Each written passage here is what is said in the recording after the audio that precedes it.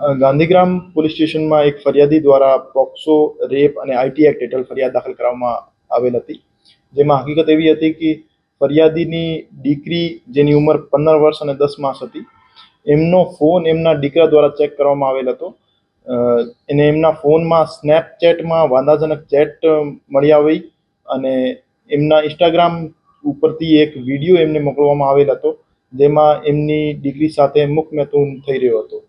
તો આ હકીકત આધારે પોલીસ સ્ટેશનમાં ફરિયાદી દ્વારા એક ફરિયાદ દાખલ કરવામાં આવેલ હતી.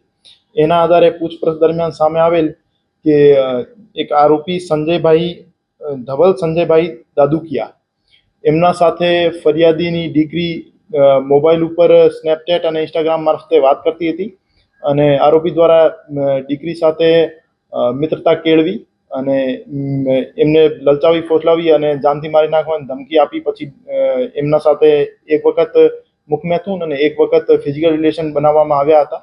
એના આધારે ગાંધીગ્રામ પોલીસ સ્ટેશનમાં બીએનએસની કલમ 64(2)M, 65(1), 77, 351(3) અને પોક્સોની કલમ 6 અને આઈટી એક્ટની કલમ 66E અને 67B હેઠળ એક ગુનો દાખલ કરવામાં આવેલો હતો અને આરોપીની ધરપકડ કરી લેવામાં આવી છે અને આગળ પોલીસ દ્વારા તપાસ કરવામાં આવી રહી છે.